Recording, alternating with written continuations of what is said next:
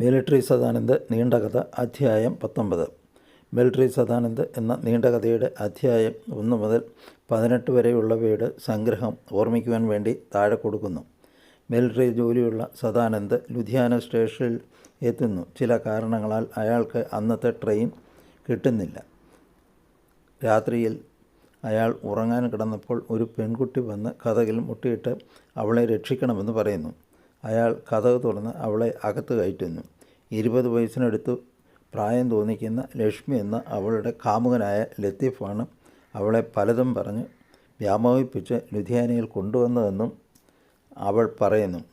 അവൻ്റെ ആഗ്രഹങ്ങളൊന്നും നടക്കാതെ വന്നപ്പോൾ അവൻ അവളെ ചില ഗുണ്ടകൾക്ക് വിൽക്കാൻ ശ്രമിക്കുന്നു.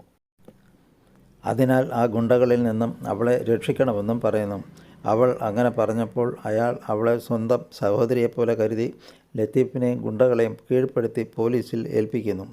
അവൾക്ക് സ്വന്തം വീട്ടിൽ തിരിച്ചുപോയി ഉടനെയൊന്നും വീട്ടുകാരെ നേരിടാൻ വയ്യാത്തതുകൊണ്ടും ലുധിയാനയിൽ താമസിക്കാൻ അവൾക്ക് ഇടമില്ലാത്തതുകൊണ്ടും അവൾ സദാനന്ദൻ്റെ വീട്ടിൽ പോകുന്നു. സദാനന്ദൻ്റെ അമ്മയ്ക്ക് ലക്ഷ്മിയെ ആ വീട്ടിൽ താമസിപ്പിക്കുന്നത് ഇഷ്ടമില്ലാത്തതുകൊണ്ട് അവളെ സദാനന്ദൻ്റെ കല്യാണം കഴിച്ചിട്ടില്ലാത്ത സ്വമേധയാ റിട്ടയർ ചെയ്ത കാർത്തിയായനി എന്ന പേരുള്ള അപ്പച്ചിയുടെ വീട്ടിൽ താമസിക്കുവാൻ അവരോടൊപ്പം പറഞ്ഞയക്കുന്നു. ലക്ഷ്മിയോട് അപ്പച്ചി തൻ്റെ പൂർവ്വകാല സുഹൃത്തായ കാർത്തികേയനുമായിട്ടുള്ള പ്രേമത്തെക്കുറിച്ച് പറയുന്നു. മിലിട്ടറി സദാനന്ദ് എന്ന നീണ്ടകഥയുടെ അധ്യായം 19 തുടർന്ന് വായിക്കുക. മിലിട്ടറി സദാനന്ദ് നീണ്ടകഥ അധ്യായം 19. ലക്ഷ്മിയുടെ അഭിപ്രായപ്രകാരം കാർത്തികേയനുമായി കാർത്തികയുടെ കല്യാണക്കാര്യം പറയാനായിട്ടാണ് ലക്ഷ്മി ഫോൺ വിളിച്ചു കൊടുത്തതെങ്കിലും രണ്ടുപേരും തമ്മിൽ വ്യക്തിപരവും കുടുംബപരവുമായ കാര്യങ്ങൾ മാത്രമേ പറഞ്ഞുള്ളൂ. അപ്പോൾ കാർത്തികയോട് അതിരിക്കട്ടെ, നീ എന്തിനാണ് ഇപ്പോൾ വിളിച്ചത്? അത് എനിക്ക് ബാക്കി പറയാനാകാതെ കാർത്തുവിൻ്റെ മനസ്സ് വിങ്ങി. അവൾ തേങ്ങിക്കരയുന്നത് കാർത്തിക്കിന് ഫോണിൽ കൂടി കേൾക്കാമായിരുന്നു. കാർത്തിക്: അല്ല, എന്താ കാർത്തു, നീ വീണ്ടും കരയുകയാണോ? കരയാതെ നീ കാര്യം പറഞ്ഞാലല്ലേ എനിക്ക് എന്തെങ്കിലും പ്രതിവിധി പറഞ്ഞു തരാൻ കഴിയൂ. എന്തായാലും നീ പറയൂ, പ്രശ്നം എന്തായാലും നമുക്ക് പരിഹരിക്കാം. ഇത്രയും പറഞ്ഞിട്ടും കാർത്തു ഒന്നും മിണ്ടാതിരുന്നപ്പോൾ ലക്ഷ്മി അല്പം ഉറക്കെ പറഞ്ഞു. അമ്മയ്ക്ക് പറയാൻ വയ്യെങ്കിൽ ഞാൻ പറയാം. എന്നിട്ട് അല്പം ശബ്ദം താഴ്ത്തി അമ്മയോട് പറഞ്ഞു. അമ്മ ആ ഫോണിങ് തരൂ. അനന്തരം അവർ ഫോൺ കൈമാറിയപ്പോൾ അവൾ തുടർന്ന് പറഞ്ഞു. സോറി സാർ, പക്ഷേ എന്തെങ്കിലും പറയുന്നതിന് മുമ്പ് എനിക്ക് സാറിൻ്റെ അനുവാദം എനിക്ക് വേണം. ഏത് കാര്യം പറയുന്നതിനാണ് ലക്ഷ്മിക്ക് എൻ്റെ അനുവാദം വേണ്ടത്? ആദ്യം ഞാൻ പിന്നെ പറയാം. ആദ്യം അനുവാദം തരുമോ ഇല്ലയോ എന്ന് പറയൂ സാർ. ശരി, അനുവാദം ഞാൻ തന്നിരിക്കുന്നു. ഇനി പറയും.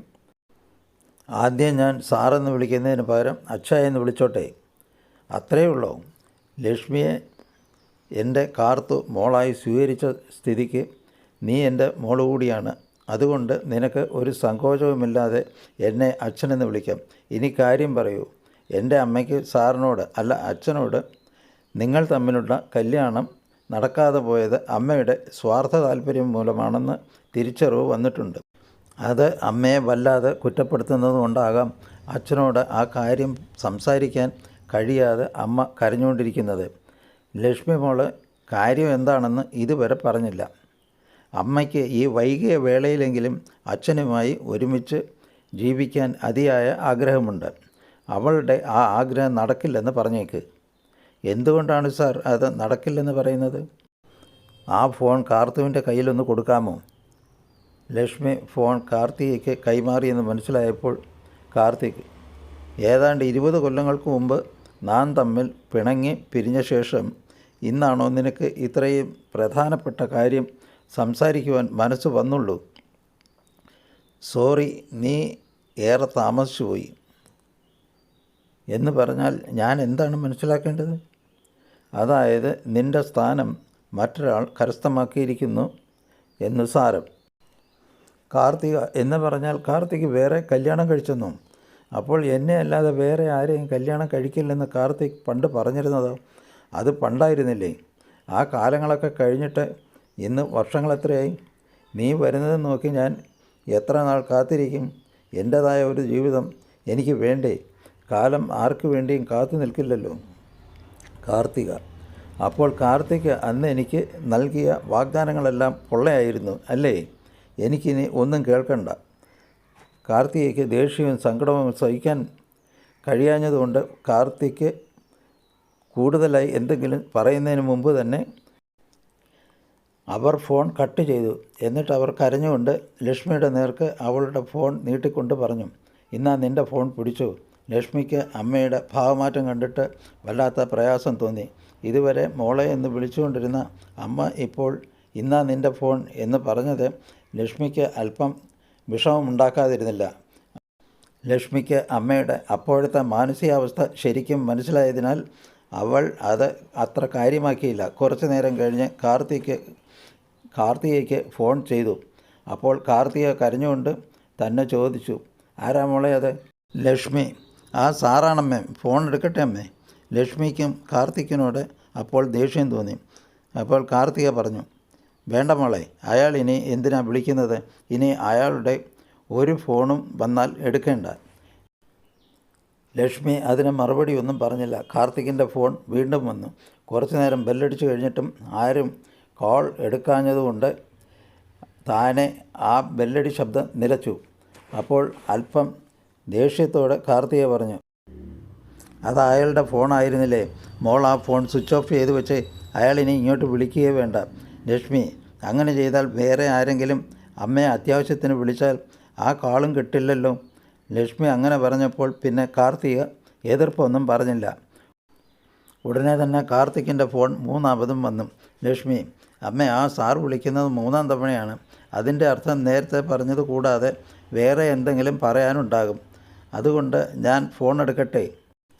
കാർത്തിക അതിന് മറുപടി പറയാഞ്ഞതുകൊണ്ട് ലക്ഷ്മി ആ ഫോൺ എടുത്തിട്ട് അവിടെ നിന്നും എന്താണ് പറയുന്നതെന്ന് ചെവി കൊടുത്തു.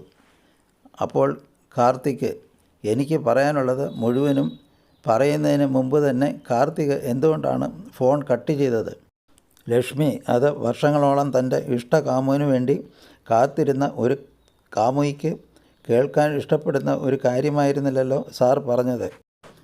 ആയിരിക്കാം, എന്നാൽ ഞാൻ വേണ്ടാത്തത് ചെയ്തിട്ടുണ്ടെങ്കിൽ അതിന് 100% ഉത്തരവാദി കാർത്തു തന്നെയാണെന്ന് ഞാൻ പറയും.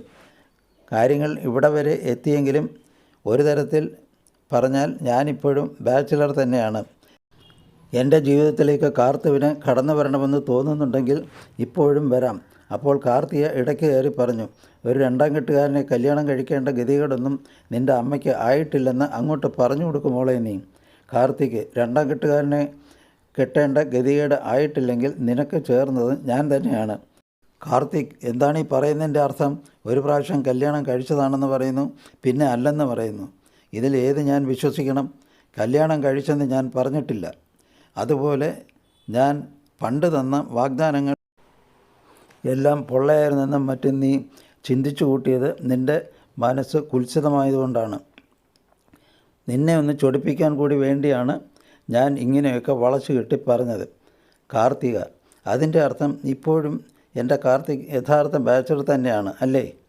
കാർത്തിക്: ഒരു സത്യം ഞാൻ പറയാം. ഞാൻ ആർക്കെങ്കിലും വാക്ക് കൊടുത്തിട്ടുണ്ടെങ്കിൽ അത് ഞാൻ പാലിക്കാതിരുന്നിട്ടില്ല. കാർത്തികയ്ക്ക് ഇപ്പോഴും എന്നെ സംശയമാണോ? കാർത്തിക: ഇല്ല കാർത്തിക്, എനിക്കിപ്പോഴാണ് സമാധാനമായത്. കാർത്തികയുടെ സന്തോഷത്തിന് അപ്പോൾ അതില്ലായിരുന്നു. ഇനി കാർത്തികയ്ക്ക് എന്താണ് വേണ്ടത്?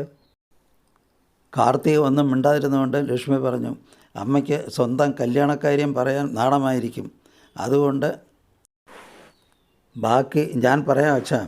നിങ്ങളുടെ 2 പേരുടെയും കല്യാണം എത്രയും പെട്ടെന്ന് നടത്തണം, അത്ര തന്നെ. ലക്ഷ്മി മോൾ പറഞ്ഞതുപോലെ നമ്മുടെ കല്യാണം എത്രയും പെട്ടെന്ന് നടത്തണം എന്ന ആ നല്ല കാര്യം പറയാൻ നീ ഇത്രയും മടിച്ചത് എന്തിനായിരുന്നെന്നാണ് എനിക്ക് മനസ്സിലാകാഞ്ഞത്.